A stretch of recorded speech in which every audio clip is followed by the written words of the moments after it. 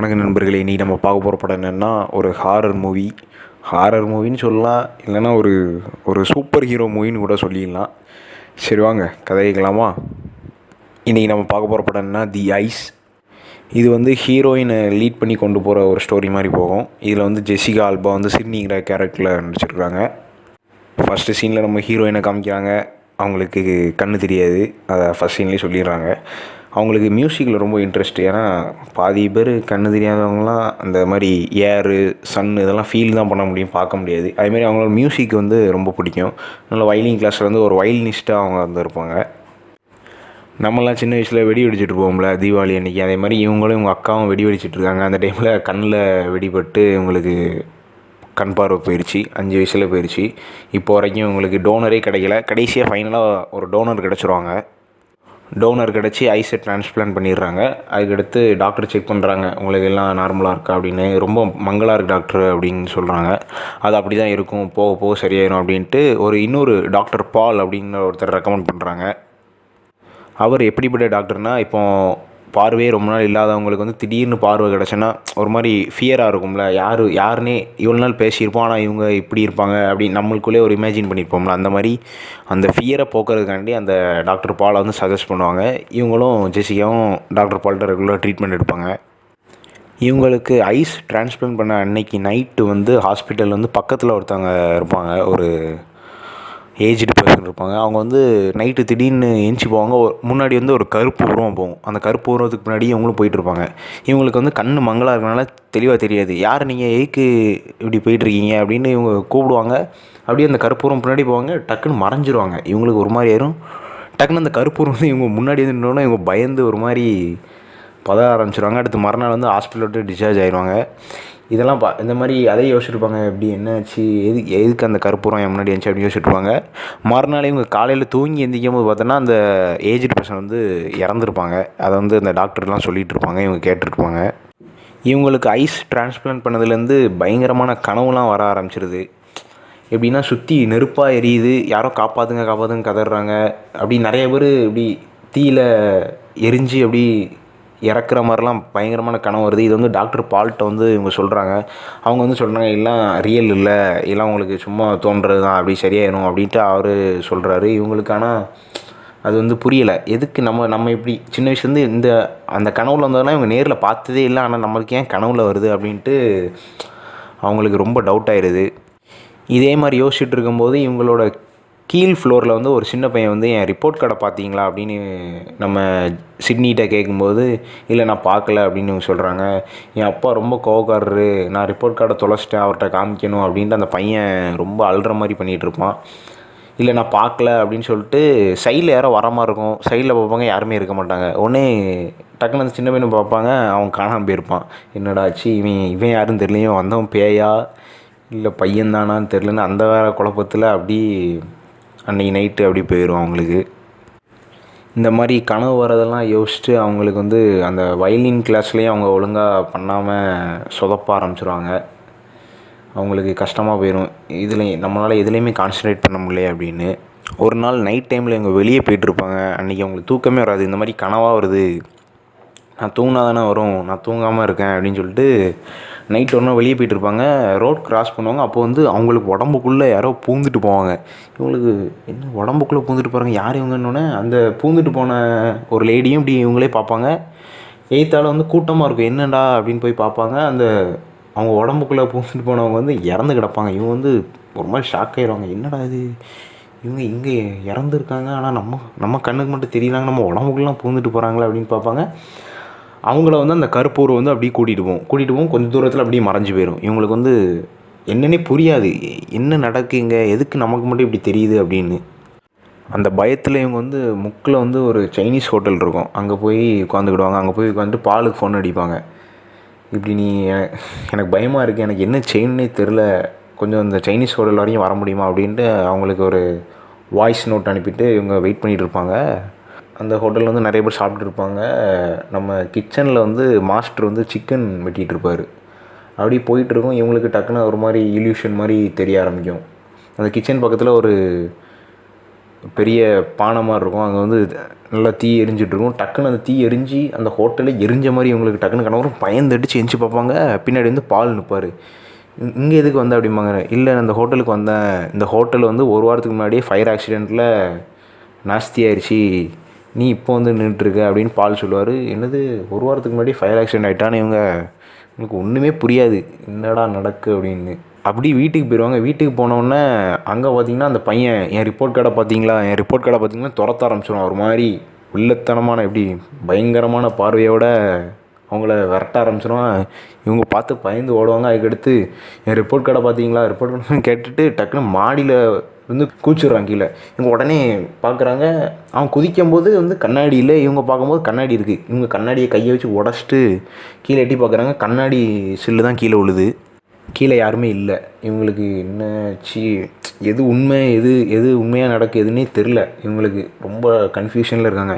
எல்லாமே இந்த கண்ணு தானே காரணம்ன்ட்டு வீட்டுக்குள்ளே போய் எல்லா லைட்டு கிட்டலாம் உடச்சி இருட்டாக்கி சூரிய ஒளி கூட உள்ளே வராத மாதிரி ரொம்ப இருட்டாக்கி இவங்க கண்ணிலே ஒரு டவலை வச்சு கட்டிட்டு பெட்டில் படுத்துடுறாங்க.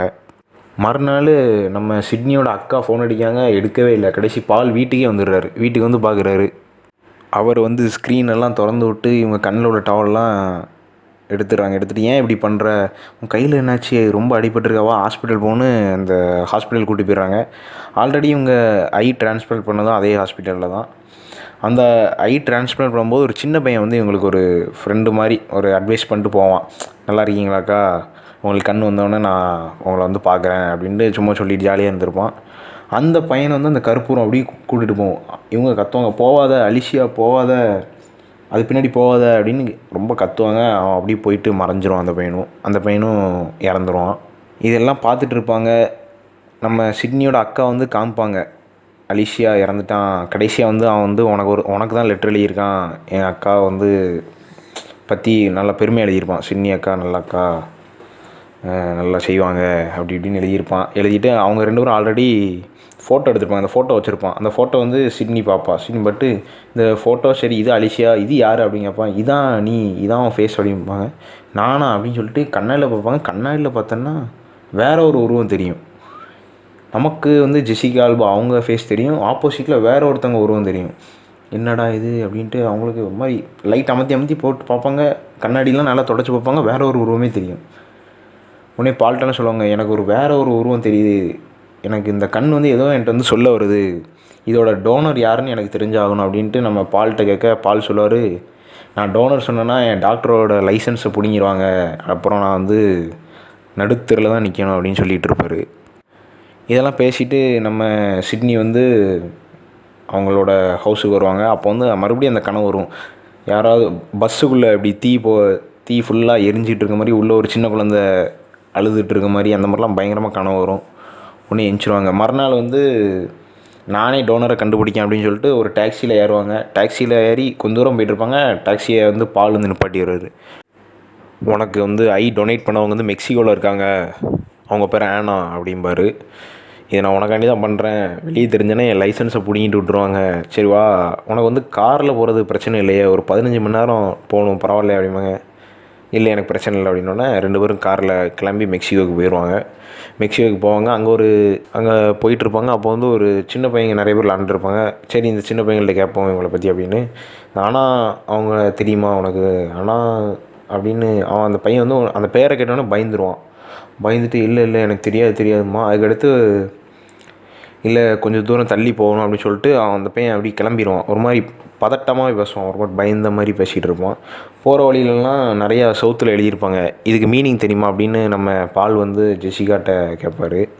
இல்லை எனக்கு தெரியல அப்படின்னு. இதுக்கெல்லாம் மீனிங் வந்து விச் அப்படின்னு அர்த்தம் அப்படின்னு சொல்லிகிட்டு இருப்பார். அந்த பையனும் விச் அப்படின்னு சொல்லியிருப்பான். விச்சா அப்படின்னு இருப்பான். ஆனான்னு நம்ம பால் வந்து கேட்டிருப்பார், விச்சா சூனியக்காரியா அப்படின்ட்டு. அந்த பையன் ரொம்ப ஒரு மாதிரி பயந்துட்டு இருப்பான். அங்கே அந்த பையன் சொன்ன இடத்துக்கு போவாங்க. ஒரு மாதிரி ஊரை விட்டே ஒதுக்கி வச்ச மாதிரி ஒரு வீடு இருக்கும். ஊருக்குள்ளேயே வரக்கூடாது, நீங்கள் வந்து ஊருக்கு வெளியே தான் இருக்கணும், அந்த மாதிரி ஒதுக்கி வச்ச மாதிரி தனி வீடு மட்டும் இருக்கும். அங்கே போய் தட்டி வைப்பாங்க. உள்ளே ஒருத்தர் இருப்பான். அவன்கிட்ட கேட்பாங்க ஆனால் பற்றி தெரிஞ்சுக்கணும், அவங்க ரிலேஷன் யாராக இருக்காங்களான்னொன்னே அவங்க அம்மா அங்கே தான் இருக்காங்க, ஆனால் அவங்க ரெஸ்ட் எடுத்துகிட்டு இருக்காங்க அப்படின்னு சொல்லுவான். உடனே அவங்க அம்மா எழுந்திருவாங்க, உள்ளே வர சொல்லுங்கள் அப்படின்னோடனே இவங்க கேட்பாங்க, இப்படி அண்ணா பற்றி நான் தெரிஞ்சுக்கணும் அப்படின்னு சொல்லுவாங்க. அனாவுக்கும் எனக்கும் ஒரு கனெக்ஷன் இருக்குது அப்படின்னோடனே அவங்க அம்மா வந்து இவளோட கண்ணை பார்ப்பாங்க. இது அனாவோட கண், அவன் கண்ணை தான் உனக்கு வச்சுருக்காங்களா அப்படின்ட்டு கேட்டுட்ருப்பாங்க. அம்மா அதேமாரி எனக்கு கொஞ்சம் மர்மமான கனவுலாம் வருது அப்படின்னு சொல்லுவாங்க. ஆமாம், இது அனாவுக்கும் வரும். அதேமாதிரி அனாவுக்கு சின்ன வயசுலேருந்தே அந்த டிஸார்டர் இருந்திருக்கு. யாராவது இறக்க போகிறாங்கன்னா முன்னாடியே தெரிஞ்சிடும். இவங்க வந்து காப்பாற்ற நிறைய பேர் ட்ரை பண்ணுவாங்க. ஆனால் வந்து இவங்க பேச்சு வந்து யாருமே கேட்க மாட்டாங்க. இப்போ சின்ன வயசில் வந்து அவங்களுக்கு இது சொல்ல தெரியாதனால இப்போ யாராவது ஒருத்தங்க இறக்க போனால் அவங்க வீட்டுக்கு முன்னாடி போய் இவங்க வந்து அழ ஆரம்பிச்சிருவாங்க. உடனே இவ அழுதனால தான் என் வீட்டில் வந்து செத்துட்டாங்க அப்படின்னு சொல்லிட்டு இவங்களாம் இவங்க அம்மா அவங்க குடும்பத்தெல்லாம் ஊரை விட்டு ஒதுக்கி வச்சுறாங்க. அதுமாரி சூனியக்காரி அந்த மாதிரிலாம் பேர் சொல்லி கூட ஆரம்பிச்சிடுறாங்க. அப்படியே அவங்க அம்மா பேசிகிட்டு இருக்கும்போது அவங்க அம்மாவுக்கு பின்னாடி வந்து இந்த கற்பூரம் தெரியுது. இதை வந்து நம்ம சிட்னி பார்த்துடுறாங்க. உடனே டக்குன்னு ஆம்புலன்ஸை கூப்பிடுங்க அப்படின்னு சொல்லவும் டக்குன்னு அவங்க அம்மாவுக்கு ஹார்ட் அட்டாக் வந்துடுது. உடனே பால் டக்குன்னு காரை ரெடி பண்ணிட்டு கிளம்பிடுறாரு. பால் அப்புறம் அந்த வீட்டில் ஒருத்தன் இருந்தான் நம்மள, அவன் அடுத்து அவங்க அம்மா 3 பேர் ஹாஸ்பிட்டல் கிளம்பிடுறாரு. சிட்னி வந்து நீ வரலையானா, இல்லை நான் எனக்கு கொஞ்சம் வேலை இருக்குது இந்த வீட்டில் அப்படின்னு சொல்லிட்டு அவங்க சொல்ல அவங்க பால் வந்து ஹாஸ்பிட்டலுக்கு போயிடுவார். சிட்னி வந்து அந்த டைமில் வந்து அண்ணா வந்து என்கிட்ட என்ன சொல்ல வரா அப்படின்னு சொல்லிட்டு பாப்பா. ஆனால் வந்து எப்படி இறந்தா அப்படிங்கிறத வந்து பார்க்கறதுக்காண்டி அப்படி தூங்குவா. கனவுல வரும்ல, அதான் தூங்குவோன்ட்டு அந்த பெட்டில் பட்டு தூங்குவா. அப்போ வந்து கனவுல வரும். ஒரு ஃபேக்ட்ரியில் வந்து நிறைய பேர் வேலை செஞ்சிட்ருப்பாங்க. ஆனால் வந்து சொல்லுவா உள்ளே வந்து இந்த ஃபேக்ட்ரியில் வந்து இப்போ வந்து ஃபயர் ஆக்சிடென்ட் நடக்கும்போது எல்லோரும் வெளியே வாங்கம்மா யாருமே கேட்க மாட்டாங்க. இவ ஒரு பைத்தியக்காரி இப்படி தான் வளருவா, சூனியக்காரி, இவ்வளோ அடித்து வெளியே துரத்துங்கன்ட்டு பிடிச்சி இழுத்துட்டு போய் வெளியே விட்டுருவாங்க. ஆனால் சொன்ன மாதிரியே ஃபயர் ஆக்சிடென்ட் நடந்து எல்லோரும் இறந்துருவாங்க. இவங்களுக்கு ரொம்ப மன வருத்தமாயிரும். இப்படி நம்ம எல்லாரையும் காப்பாற்ற பார்க்க, ஆனால் நம்மளை வந்து சூனியக்காரி சொல்கிறாங்கன்னு இவங்களே தூக்கு போட்டு சாகுது போவாங்க. டக்குன்னு அந்த டைம் வந்து நம்ம சிட்னி வந்து எந்திரிச்சிடுறாங்க தூக்கத்துலேருந்து. எந்திரிச்சு பார்க்குறாங்க. ஆனால் வந்து தூக்கு போடுற மாதிரி இவங்க கண்ணுக்கு தெரியுது. உடனே அனாவை காப்பாற்றுக்காண்டி கம்பி எடுத்து அந்த தூக்கு போட்ட அந்த ரோப்பில் வந்து பக்கத்தில் வந்து அடிக்கிறாங்க. ரோப் கீழே வந்து உடனே அனாவை மடியில் வச்சு உனக்காண்டி நான் எல்லாம் செய்கிறேன், நான் காப்பாற்றுறேன் அதுமாதிரி அந்த மாதிரி சொல்லிகிட்டு இருப்பாங்க. ஆனால் அதுக்குள்ளே அப்படி இறந்த மாதிரி காமிப்பாங்க. இது வந்து பால் வந்து அப்போ வந்துடுவார், வந்து பார்த்துட்ருப்பார். வந்து பார்ப்பார், மடியில் வந்து அனாவே இருக்க மாட்டாங்க. இவங்களா சும்மா கற்பனையில் பேசிகிட்டு இருப்பாங்க. ஒரு மாதிரி பார்ப்பார், என்னாச்சு இவளுக்கு, என்ன நடக்குங்க அப்படின்னு ஒரு மாதிரி பார்ப்பார். அதுக்கடுத்து சரி நம்ம அனாவை பற்றி தெரிஞ்சிட்டோம், இப்போ இந்த கண்ணோட தான் நம்ம வாழ்ந்தாகணும் போல், என்ன செய்ய வேறு வழி இல்லை அப்படின்னு சொல்லிட்டு சரி போவோம் அப்படின்னு பார்ப்பாங்க. அந்த டைமில் வந்து காரில் போயிட்டுருப்பாங்க. சரி ரைட்டு போவோம் அப்படின்ட்டு மறுபடியும் நம்ம ஊருக்கே போவோம் அப்படின்ட்டு போயிட்டுருப்பாங்க. ஹைவேலேருந்து மறிச்சிருப்பாங்க. வந்து ஏதோ டெரரிஸ்ட் வந்து அந்த ரூட் வழியாக தான் வருவான்ட்டு போலீஸுக்கு இன்ஃபர்மேஷன் கிடச்சிருக்காங்க. பிளாக் பண்ணி வச்சுருப்பாங்க. அப்போ பார்ப்பாங்க ஆப்போசிட்டில் ஒரு வேன் நிற்கும். அதுக்குள்ளே வந்து ஒரு சின்ன குழந்தை வந்து விளையாண்டுருக்கும். அந்த வேன் வந்து இவங்க கனவுல ஆல்ரெடி வந்திருக்கும். அதில் தான் ஃபயர் அந்த வேனுக்குள்ளே போய்ட்டு அந்த சின்ன குழந்தை தான் காப்பாற்றுங்க அப்படின்னு அந்த கண்ணாடியில் தட்டுற மாதிரி இவங்களுக்கு தெரிஞ்சிருக்கும். உடனே பால்கிட்ட சொல்லுவாங்க, இங்கே வந்து பெரிய ஃபயர் ஆக்சிடென்ட் நடக்க போகுது அப்படிங்குவாங்க. அடுத்து சுற்றி பார்ப்பாங்க, நிறைய கற்பூரமாக அலையும். செத்தான், இவங்க எல்லாருமே சாப்பிட போகிறாங்க அப்படின்ட்டு எல்லாரையும் வெளியே வாங்கன்னு சொல்லுவாங்க. யாருமே கேட்க மாட்டாங்க. டக்குன்னு ஒரு பஸ்ஸுக்குள்ளே போவாங்க. ஒரு ஸ்கூல் பஸ் மாதிரி இருக்கும். ஒரு டூருக்கு வந்திருப்பாங்க. அந்த பசங்கள்கிட்ட சொல்லுவாங்க, இந்த பஸ்ஸில் பாம்பு இருக்குது, வெளியே வாங்க அப்படின்னோடனே பாம்பு இருக்குன்னொடனே எல்லோரும் வெளியே வந்துடுவாங்க. கரெக்டாக அந்த பஸ்ஸுக்கு பின்னாடி தான் ஒரு பெட்ரோலியம் கொண்டு வந்துட்டுருக்க ஒரு டேங்கர் நிற்கும். கரெக்டாக எல்லோரையும் பாம்பு இருக்குன்னு வெளியே கொண்டு வரும்போது அந்த சின்ன குழந்தை விளாண்டுருக்கான். அவங்க அம்மா தான் அந்த வண்டியை ஓட்டிகிட்டு இருப்பாங்க. அவங்க அம்மா வெளியே வந்து பார்ப்பாங்க. அவங்க அம்மா இடிச்சு தள்ளி அவங்க வந்து தலையில் அடிபட்டு மயங்கிடுவாங்க கீழே. டக்குன்னு பால் பார்ப்பார், ஐயோ மயங்கிட்டாங்களா, எந்திரிங்கன்னு சொன்னால் அவன் என் பொண்ணு உள்ளே இருக்கா காப்பாற்றுங்கன்னொன்னே பால் வந்து கண்ணாடி உடச்சி அவங்க பொண்ணை தூக்கிட்டு வெளியே வருவாங்க. கரெக்டாக அந்த ஒரு டெரரிஸ்ட் வந்து வேகமாக வந்து அந்த கேசோலின் வண்டியில் ஒரு இடி இடிச்சிடும். அது லீக் ஆகி ஃபயர் ஆகி வெடிச்சிடும். எல்லோரும் ஆனால் தப்பிச்சிருவாங்க. எல்லோரும் ரொம்ப தூரம் தள்ளி கொண்டு போயிடுவாங்க. சிட்னி வந்து முன்னாடி அலர்ட் பண்ணி எல்லோரையும் காப்பாற்றிடுவாங்க. இதை காப்பாற்றணுக்காண்டி தான் ஆனால் வந்து சிட்னிக்கு வந்து அடிக்கடி இந்த மாதிரி கனவு மாதிரி வந்து இவங்களெலாம் நீ காப்பாற்றணும் அப்படின்னு சொல்கிறதுக்காண்டி தான் ஆனால் அடிக்கடி வந்துட்டுருப்பாங்க.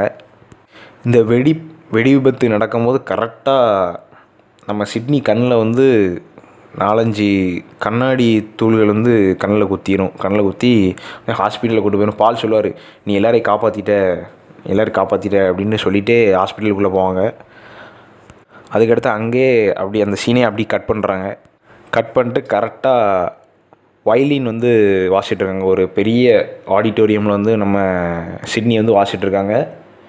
சிட்னி வாசிட்டு இருக்கும்போது அப்படி அழகாக நல்லா நீட்டாக வாசிங்க. அவங்களுக்கு கண் பார்வை வந்ததுக்கப்புறம் அவங்க ரொம்ப சொதப்புனாங்க சொன்ன தெரியுமா? சொதப்பாமல் நல்லா நீட்டாக வாசி கரெக்டாக முடித்து எல்லோரும் கை தட்டுறாங்க. இவங்க வாசிட்டு கண்ணை திறக்கிறாங்க. கண்ணில் வந்து வெள்ளையாக இருக்குது. அவங்க வந்து கண் பார்வை போயிடுது மறுபடி. அவங்களுக்கு பார்வை கிடச்சதோட கண் பார்வை இல்லாமல் இருக்கிறது தான் ரொம்ப பிடிச்சிருக்கு. அவங்களுக்கு கடைசி கண் பார்வை இல்லாமலே ஆயிடுது. பாலும் அவங்க அக்காலாம் கடைசி இவங்க வயலின் வாசோடனே எல்லாம் கை தட்டிட்டு அப்படி இந்த படத்தை முடிக்கிறாங்க. நான் ஃபஸ்ட்டே சொன்ன மாதிரி இது வந்து ஹாரர் மூவின்னு தான் நீங்கள் கூகுளில் அடித்து பார்த்தீங்கன்னா ஹாரர் மூவின்னு தான் இருக்கும். ஆனால் நான் பார்க்குறது இது வந்து சூப்பர் ஹீரோ மூவியாக தான் பார்க்குறேன். அவங்களுக்கு கிடச்ச பவர் வச்சு கடைசி எல்லா ஒரு குரூப் ஆஃப் பீப்புள் வந்து காப்பாற்றிடுறாங்க. இந்த மாதிரி உங்களுக்கு ஒரு பவர் கிடச்சி உங்களுக்கு பிடிக்காதவங்க வந்து சாவ போகிறாங்க. அவங்க பின்னாடி இந்த மாதிரி ஒரு கருப்பூர்வம் அலையுது. நீங்கள் வந்து அவங்கள காப்பாற்ற ட்ரை பண்ணுவீங்களா, இல்லை எக்கேடும் கெட்டு போ செத்துப்போ அப்படின்னு விட்டுருவீங்களான்னு சொல்லி கமெண்டில் சொல்லுங்கள். இதோடு நான் என் கதையை முடிச்சுக்கிறேன். நம்ம கதை பிடிச்சிருந்துச்சின்னா லைக் பண்ணுங்கள், ஷேர் பண்ணுங்கள், கமெண்ட் பண்ணுங்கள், சப்ஸ்கிரைப் பண்ணுங்கள். நன்றி, வணக்கம்.